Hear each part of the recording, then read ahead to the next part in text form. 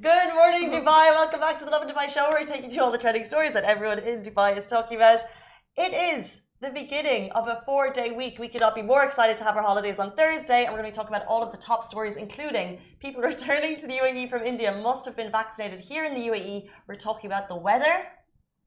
And we're also talking about another UAE expat who gets honored for returning a bag of cash, and the late Sheikh Zayed's granddaughter, 88 Sheikha Fatima bint Hazza graced Vogue's cover again. So more about that as well. And stay tuned. Later in the show, we were joined by Egyptian actor Ahmed Elmoas on making it big in Hollywood. He's been in Misfits. He's just been filming in here in the UAE for North of the 10. We spoke to him. He's back in the States now. But just to get the lowdown on how you go from growing up in the region, going over to Hollywood, and just the hard work that it takes to make a career in acting happen. But he's doing it, producing, writing, everything. So stay tuned for that. But it is Sunday morning, and we could not be more excited for the start of the week because it's a short one. Woo! How are we all doing? We see your comments on Facebook, Twitter, Instagram, YouTube. A reminder to Instagram, if you're watching the full show with all of our pictures and graphics and more information is on Facebook. So if you want to watch the proper show, check that out.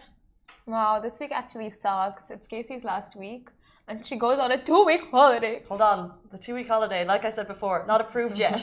It was a little bit cheeky of me to ask this morning. Let's just, give her safe travels. We tell her to come back safely. Thank you, Ali. Not be negative about it. Wow, Thank you, wow. Ali. What is that?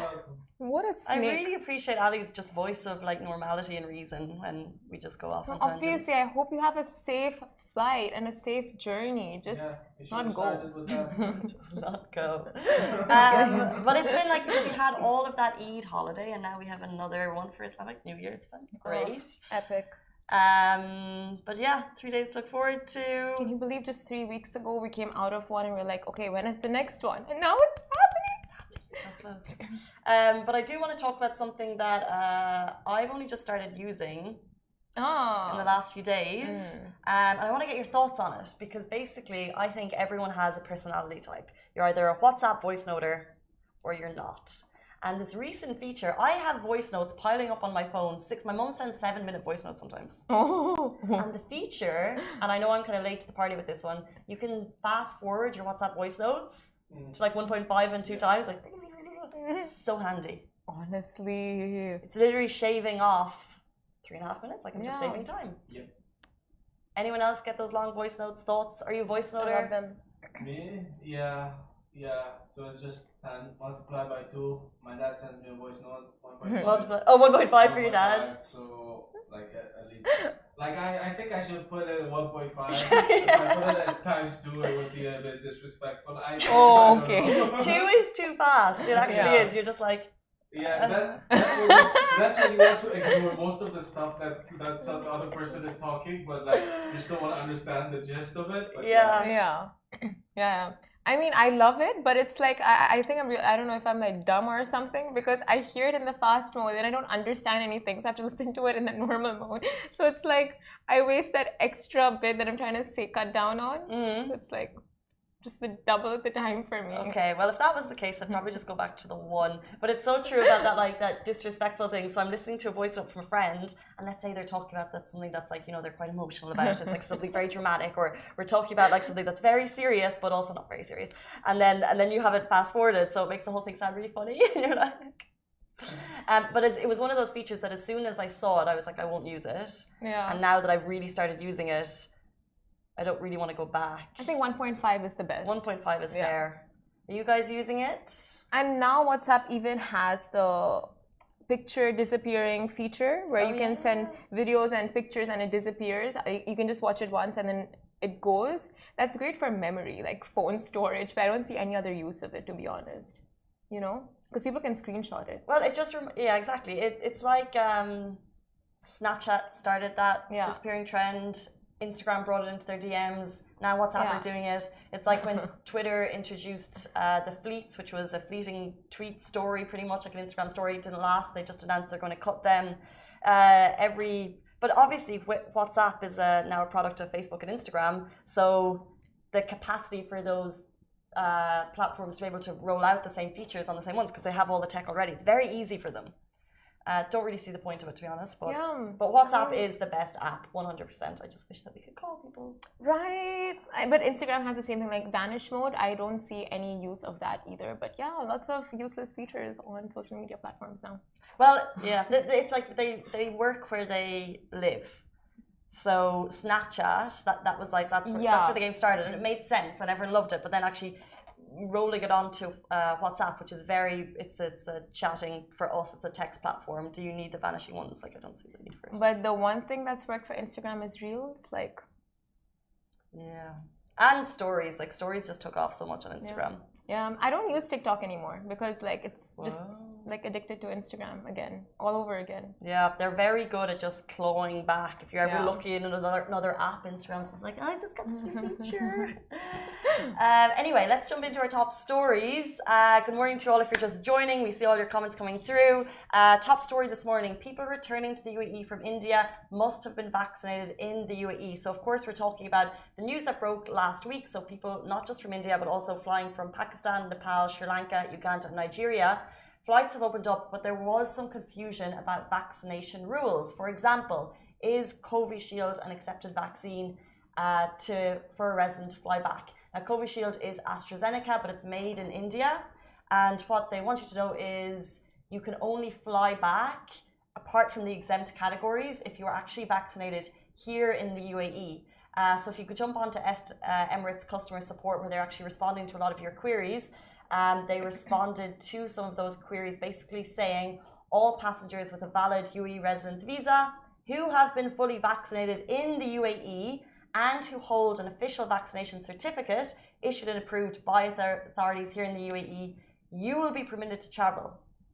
Now, just a reminder, there are exceptions that we've spoken about before. For example, people in the education sector, students, kids, medical, people working in government, you can all come back, you are exempt. However, if you are vaccinated, let's say with Covishield vaccine, and you're not in those exempted categories, you will not be able to get back yet. Oh, I didn't know that. Now you do. Now I do. That was really interesting. That's so sad though. I mean, because I would assume vaccinations that are approved by the World Health Organization, they would be allowed entry, but no, like it's the ones that have been vaccinated in the UAE. Well, and it's confusing, but it's also the UAE aren't the only people who've made that call. For example, to get into the UK, which opens up, I think, was it today at 4 a.m. people can finally go back without that mandated hotel quarantine. You also need to have been vaccinated in the UK, the US, or Europe. Okay. So they're not accepting, and it's very confusing, and I'm sure time will tell as to the reasons why. But yeah, it's the same. So the UAE aren't the only people who took that decision, who are saying you must have been vaccinated here in the UAE, and you can prove it with your certs. By the way, people who are looking to get back in, as you can imagine, there has been a massive rush. They're putting on extra flights. However, flight prices have jumped. They really, really have, which is a shame, but that's obviously what's happening because the demand is so big. They've gone on certain airlines, let's say, to 3, 4, 5 times the price. In some cases, there's only business class seats available. So you are going to be looking at a higher price ticket at the moment. While people are just rushing back in. That's so interesting because just this morning I saw news of a flight that came in with just one family of 3. Like it was a full flight that was completely empty and only this family was in the flight. So I would assume like there would be a lot more, but because of the vaccination requirements, I'm sure it's just like not everyone can be approved to come in. Was that since the flights have opened up? Like yeah, wow. Since the flights have opened up. And you know what, like maybe you see the point because there are so many scams happening out there with vaccinations and COVID and PCR tests and all of that. We just want to be sure because over here if you're vaccinated, it shows on the Al Husn app. It's so like you cannot fake that, you know, like it's not possible. Exactly. Yeah, so that's the thing. It's very much regulated here, and if you say only approved in the UAE and have been vaccinated in the UAE, it's much easier for the government to track it. Which is a good point. Like obviously you do want it to open up for everyone, but I mean it's like a rollout. It's taking time in and stages. Do be aware that flying to the UAE, you'll have to fill out your GDRFA form before, so that's obviously going to take some time to get all those approvals. Just thinking back to all of those months when we had residents stuck abroad all over the world, and you had to get that GDRFA approval. And I just remember all of the Facebook groups of people going on. It would take days and you would keep applying. You had to apply, you know, 8 and 9 times. Then on the 9th time you'd be accepted, and it was hard to know like what, where and when you'd be accepted. So as you can imagine, there's probably a lot of people trying to get those forms secured, sorted online. So it's going to take a little time. As you can imagine, like it's 6 countries, they've just opened up, they've been closed for months. So all residents there will be trying to get back in. So expect delays after months of delays. But that's just what has to happen to ensure people can come back in the safest manner as possible. Safest manner to the safest city, country. But moving on to our next story, yet another UAE expat gets honored for returning a bag of cash. Now, seriously, this country is 1 in a million. Only in the UAE can you expect your lost items to resurface unexpectedly thanks to the honesty and sincerity of the expats residing here. And one such story this morning is about an expat in Sharjah who was honored by the police force for returning a bag full of cash that was left unattended. Now, the man was presented with a certificate of appreciation for alerting the authorities and highlighted their keenness to strengthen the concept of the community partnership. Now, he found a bag lying in the Al Nada area and immediately handed it over to the cops and thanked the authorities for the recognition as well. But honestly, Casey, seriously? I know what you're going to ask. Who leaves bags of cash just lying around? It happens so regularly in this country. There's so many incredible stories of bags. When I remember there was a great one in Starbucks, some all over the Emirates, like thousands of dirhams. Same has been left in taxis. It's, you know, potentially if it's a small business, like I remember when my mum had a small business growing up and there was at the end a bag of money had to be taken from the cafe to the bank and it had to be put in manually. So, you know, I don't know, maybe that's the case. That makes sense. But who is leaving it? But otherwise, like, I mean, if a bag of cash, like if I were the cops and got a bag, I would be like sus about it, you know? The person who lost it, I would like have 101 questions for them, obviously. Of course, yeah. And I'm sure, like, you know, there's going to be legitimate answers or potentially illegitimate answers. But of course, you know, Dubai police are going to double ensure that it's all legitimate. Yeah.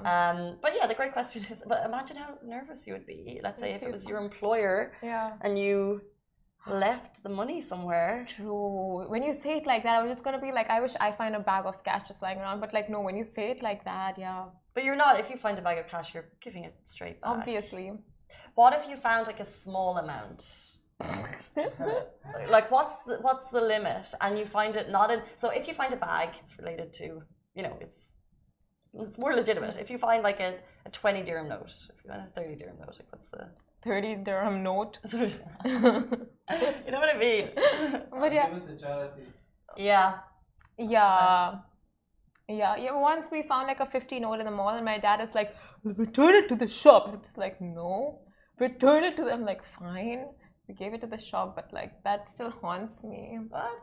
I think it's you have to find out the amount, and then potentially if someone had lost in the area, because the person who's lost it, you have to think how much value does this have to them? Can I get it back to them? And if not, I like Ali's, give it to charity. I would spend on animals. Or human beings that actually. No, why human beings get enough? But like, what's your limit? Would you do the same thing? Yeah, I think you have to look at how much is dropped and then consider it and consider. I wouldn't keep it anyway. Casey would never keep it. She would just ditch me in the mornings, like when we planned something, but you wouldn't keep the money. Yeah, you have to watch back on Instagram if you want to see what that's about. Moving on to our next story. It might rain in Dubai today. Yeah, hopefully. First of all, I don't know about you, but when I woke up this morning, it looked like it had been raining in my house. The humidity on the windows, I was like, did I leave the window open? Did you see that? Did you have that where you grew up? Natasha saw rain yesterday afternoon. It was raining wherever she was. She's like, there was a burst of rain and then it stopped in Dubai. Yeah, in Dubai. So we have videos if you're watching beside us in Sharjah and Khorfakan.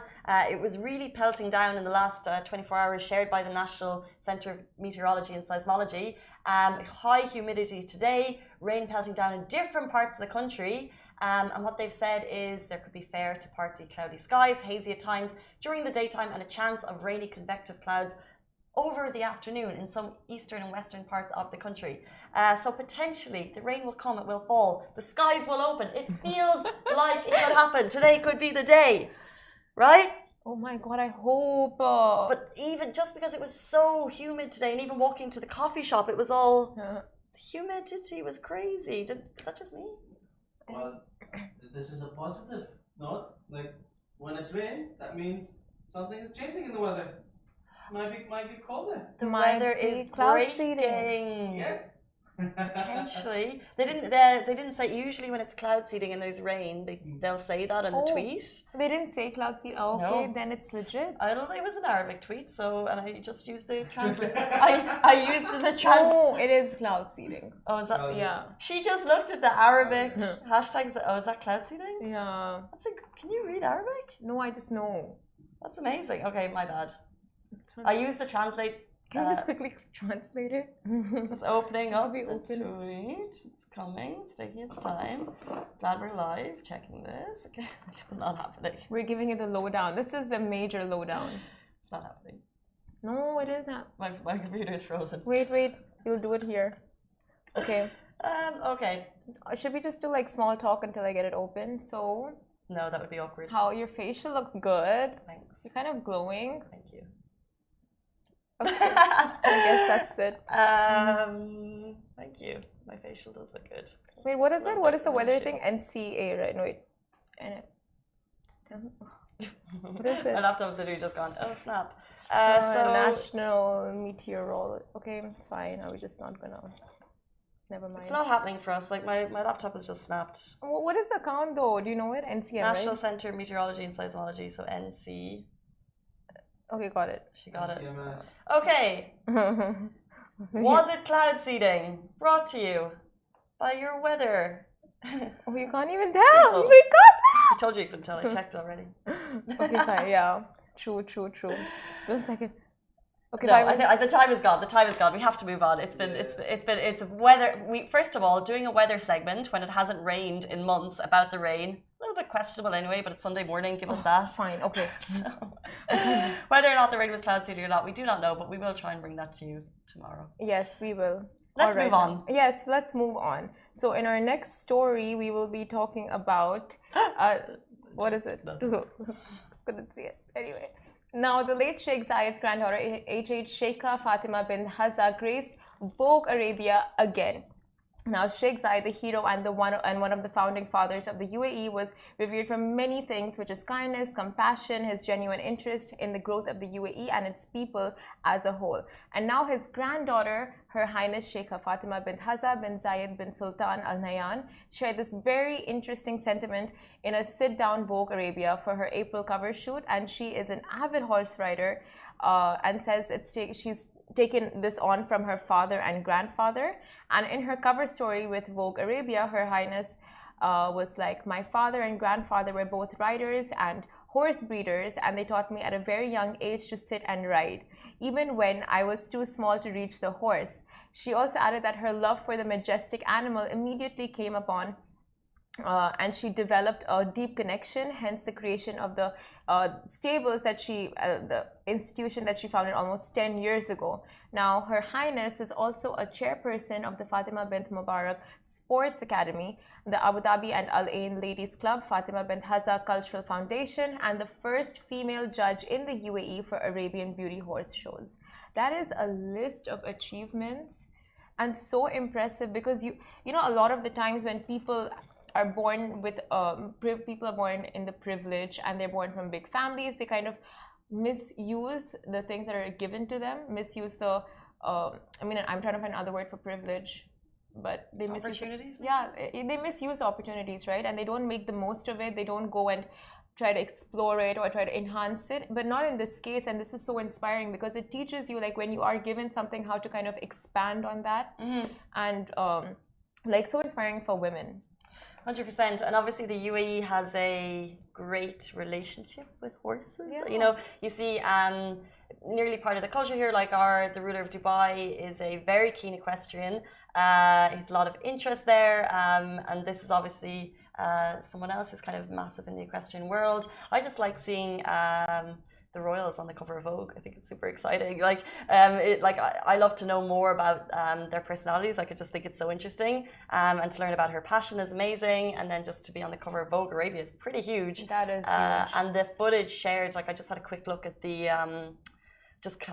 at the video that they created to go with the cover shoot, and it's just beautifully shot. Like, it could be like a feature. Like, it's really, really beautifully shot. So editorial, haute couture. Exactly. So nice. But she just has that chisel, you know, like, I don't know, I feel like the boss lady energy when you see it, right? Like, oof. Have you ever been horse riding? That's so interesting. I was thinking because our Hala, who is the presenter of Smashy, which is our sister Arabic tech and business channel, she has really started horse riding in the UAE, and she gets up like quite early in the morning to do it, and she just seems at one with the animals. Like, she's like a horse whisperer. Hala, I see you. I've done it maybe once or twice. I think when I was younger, I was never very. I love the idea of it. I was never very skilled. I can never go very fast, but I've definitely done it a couple of times. But seeing Hala, like, honestly, I really want to start horse riding just because of her stories. They just look so, I mean, wholesome. Wholesome. Yeah. I used to do horse riding when I was a kid, but then I got allergic to the hair, horse hair. Really? Yeah, I get like rashes. But I would still do it. I would do it. Incredible animals. And they are. They're just so majestic, and when they run and their muscles like flex. Oh, wow. It's not weird. It's. You're very weird. I'm not saying they're weird. You're weird. I don't want to speak to Ali anymore. Usually, Ali's the ray of positivity. That wasn't positive. No, it's not positive. I'm sorry, but yeah. Guys, on that note, stay tuned. We've come to nearly the end of our show, but stay tuned. Right after the break, we're joined by Ahmed Elmoas. Worked with Misfits. On the production, was also on the production of North of the 10, shooting here in the UAE. He's back in the States now, but we had a quick interview with him last Thursday to learn all about how he made it big in Hollywood. He went from a degree as an engineer, but his passion was always in film and in acting and in producing, so he made it happen. Stay tuned to see how.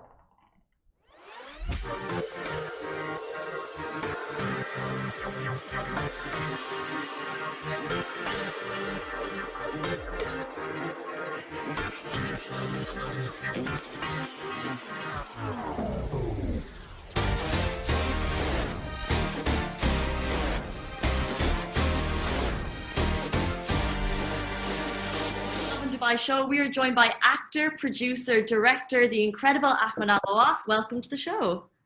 Hi, thank you for having me. Not at all. We have a bit of a time difference here. I'm in Dubai. It's evening time. Where are you?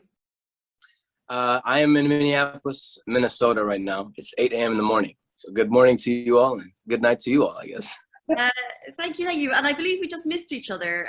You were in Dubai only recently, shooting North of the 10. Is that right? Yeah, I was shooting North of the 10 in Abu Dhabi. But then when we were done, The cast and I, we made a trip to Dubai to spend a couple of days and have some fun out there.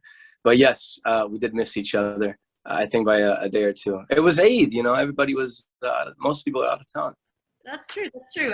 Tell us a bit about filming in the UAE in the last couple of weeks. What's it been like for you? I always say this. I want to say it's an incredible experience without sounding cliche, but really, like when you compare filming in the Middle East to filming anywhere else in the US, I always see the difference in treatment, you know, because, you know, the UAE, they always have a high standard of everything, whether it's tallest building, biggest restaurants, they take everything to the next level. And I think that is also reflected in the work ethic and the work itself when it comes to filmmaking. Mm-hmm. And I saw the difference because 2 years ago, I filmed Misfits in the UAE. And, you know, I had a small role in it, decent role.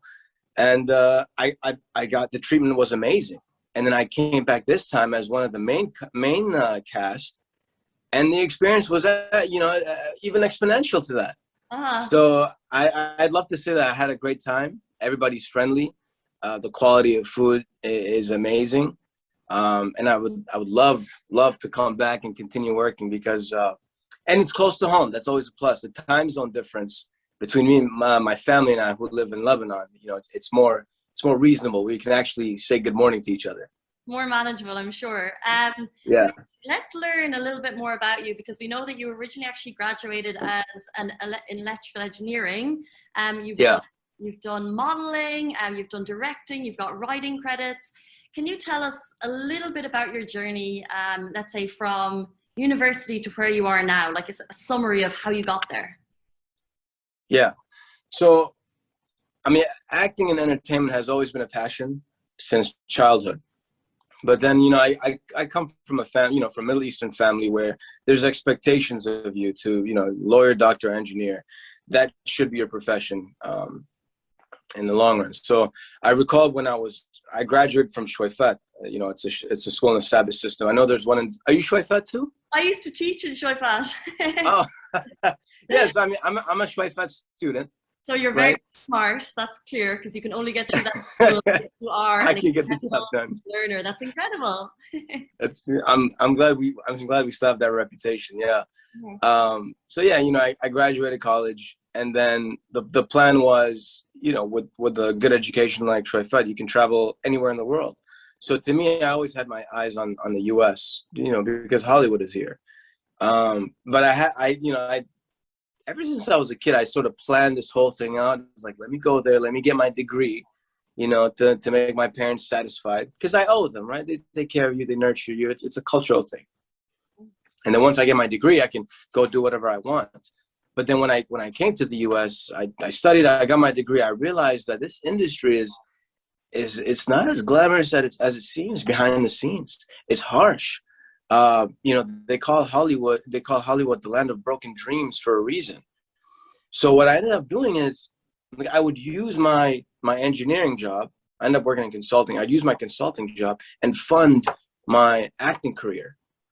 So in the beginning, I'd be working my job, and during lunch breaks, I go to auditions. This was in Minneapolis, and I would start booking gigs, one after the other, and, you know, big ads, big commercials, locally in Minneapolis. And then once I had a decent resume, I moved to LA, to pursue bigger dreams. And then in LA, that's where my job served me the most because I partnered with like-minded individuals, like fraternity brothers. His name was Andres, and then we produced our very first short film. And the way we did that is, it was all behind the scenes for me. And I'm telling you, and it hurt so bad because, you know, deep down, I'm a performer. I love being in front of the camera. I love performing. I love expressing myself, right? But I was behind the scenes, and the idea behind that is we need to understand how filmmaking works. We need to understand the elements that need to come together to bring a film together. So that's why him and I, all we did was just finance. We paid to be behind the scenes. We had a producer, we had a director, an AD, the whole crew. We had a full crew, and we're just watching behind the scenes as producers. And I'm here learning. And that was my first experience making my first film. And after that, I started jumping into short film after short film after short film, kept getting better and better until I built my reel. So now I have a reel that I can showcase my talent, different characters I can play, my skill set. Keep in mind, while doing that, I'm taking acting classes on the side. You know, because that's one thing everybody asks: have you studied or are you studying? Right. So yeah, so it got to a point where my reel was looking solid, and I started, you know, showing it to different agents, and I got signed, and I moved a couple of agents. I switched agencies, but I always had my manager who stuck with me for a while now, because, you know, she believed in me. She's also growing her business, so we had a very good relationship between us. So she's still with me today. And yeah, once you find a good manager who's got your back, she'll start getting you into doors to different agencies. And when you have a team of a good manager and an agent, they will start getting you into rooms that you can actually do auditions for legitimate TV shows, bigger projects, and whatnot. But it took a while. It did take a while. This is a whole journey, and that whole living in LA, you know, acting classes and going behind the scenes, like it's so interesting to so many people. Can you tell us what's it like walking into an audition room for a job you really, really want, and what is that like? Oh my God, you're not gonna get it. If you feel like you're probably not gonna get it, because here's the thing, like with auditions, and I've learned this over the past, when you go there and you're nervous and you're not being yourself, I feel like casting directors will see how desperate you are, right? And that will affect your performance. I don't care how good you are, they're gonna see right through it, and that's gonna, you know, it's gonna shift their focus on your performance to you and what you've got going on internally, I guess, right? So just what I've done, my method is, because I've got a good job, I have my other, you know, side businesses. When I go to an audition room, it's not a matter of life and death anymore. You know, it's not a matter of, oh, I need this to eat or to pay my rent. No, this is me coming to you as a performer, giving you my skill set and talents because I love this, right? You're different. You're coming in from a different angle, from an angle of passion. And then when you have that attitude, then it's all play. Then you become, the casting directors want you to win now. And you're all having fun. You're excited. You're playing with it. There's no nervousness. This is a business. We understand each other, right? And we would like to work together. We don't need to work together. It'll be a pleasure to be in the same room together. It's a mentality thing. What was the breakthrough moment for you? Let's say, for example, you said you come from an Arab background, you had to get the degree because you owed it to your parents. What was the moment in your acting or your producing career that you said, hey, this is actually something that I can do full time, that I can stand behind as a career? What was the pinnacle moment there that you were able to show to your family and say, yo, this is it? I think it was when I did one ad. Oh, we're breaking up. No, you there? I missed the start of that. You said, I think I did, and then we missed it. So we can yeah. I remember this very clearly. It was when I did an ad campaign, and then it was so huge that they ended up putting my face on websites, on trucks, on the streets, and on billboards, downtown, highways, everywhere. And by coincidence, at that period in time, my parents came to visit the U.S. So not only did I show them the check that I received, right, the dollars that came in, I was like, look up, that's me right there. Oh yeah, the truck, yeah, that's me right there. Amazing. So when they saw that, they're like, oh, this is, you know, they're like, oh, this is actually legit, you know, like it can happen. And that was in 2014 or 15, I want to say. Incredible. 14, yeah. And since then, you know, you've worked on a movie like Misfits, starring Pierce Brosnan and Tim Roth, which was, you said, created here in the UAE as well, part of it. Tell us a bit about that production. When you get to that level, how do things change? What's it like going into? Do you prepare in a different way? And what's the experience like working on a massive production like that? Yeah, I think you now have a bigger responsibility, because what I noticed with these productions, it's like a well-oiled machine. You have people that are working all these different roles. There's no time for holdups. There's no space for delay, because you're burning money every single minute, right? It's an hourly rate. People working nonstop. So I think you have to be on your A game. And this is when you have to be very comfortable and confident with your craft. There's really no room for errors or mistakes. So on a production like that, I bring everything I've learned to the table. You know, I don't want to show up and say, oh, I wish I did this or I should have done that. Well prepared, and that's been my my mantra my whole life, is just be prepared, because you never know when an opportunity hits. It was a massive opportunity, but the movie itself didn't get massively positive feedback. There was some negative critics on that. What is it like to be involved in a production that sometimes doesn't get a massively positive feedback? Yeah, you know, it's I mean, look, that's a great question, and to me, as an actor, I just I feel bad. I feel bad because now you're looking at it, and it, you know, there's a lot of politics come into play. You start to realize this is where the line between a business and the art is now more visible to you.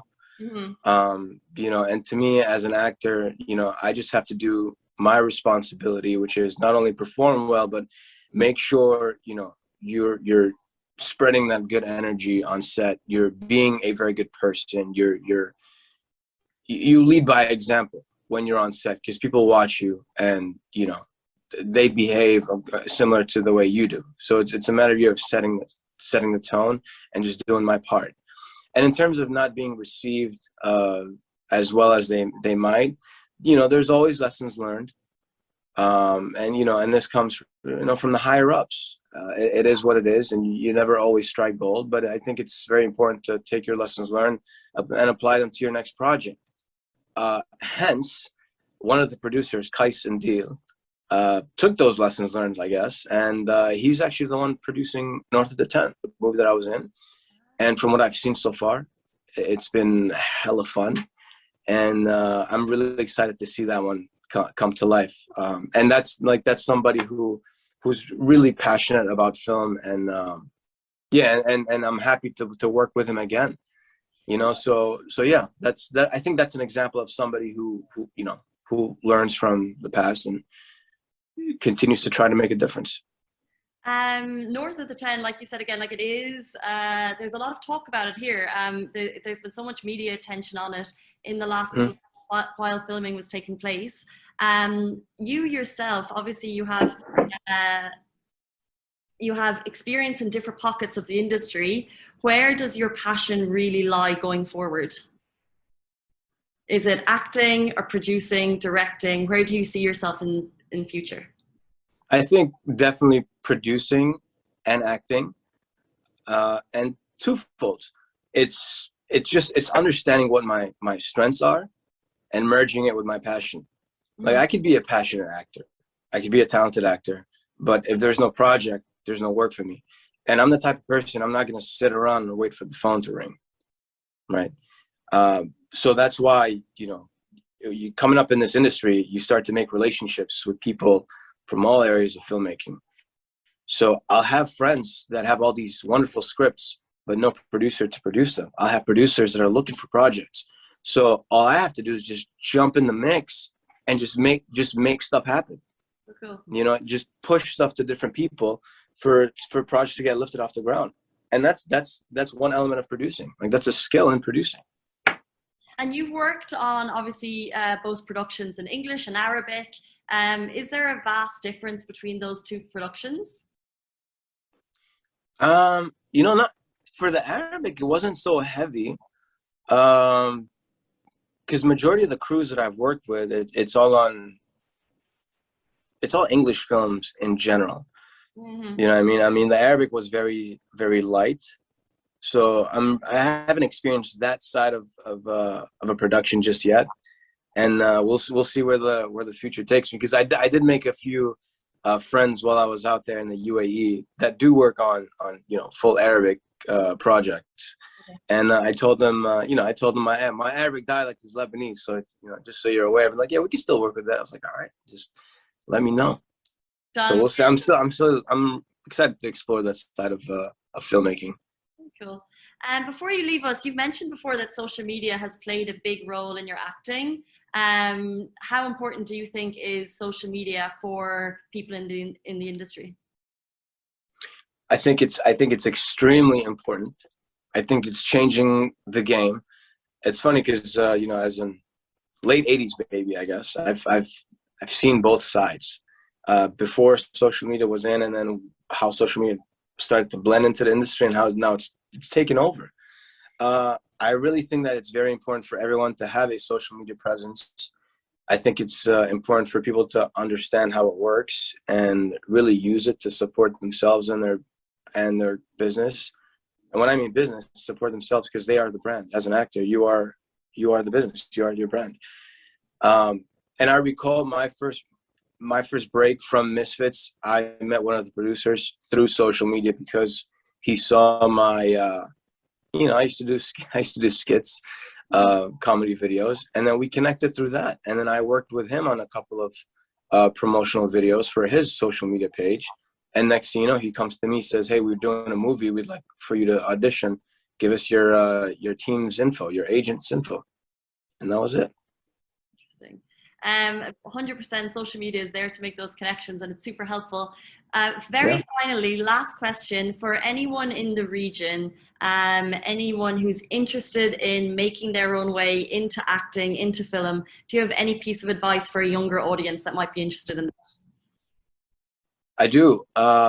Don't wait. Just hit the ground running. Create. You don't know how to create, either learn how to create or partner with somebody who knows how to create. But don't sit there and wait for an opportunity to land in your lap. You really need to chase it.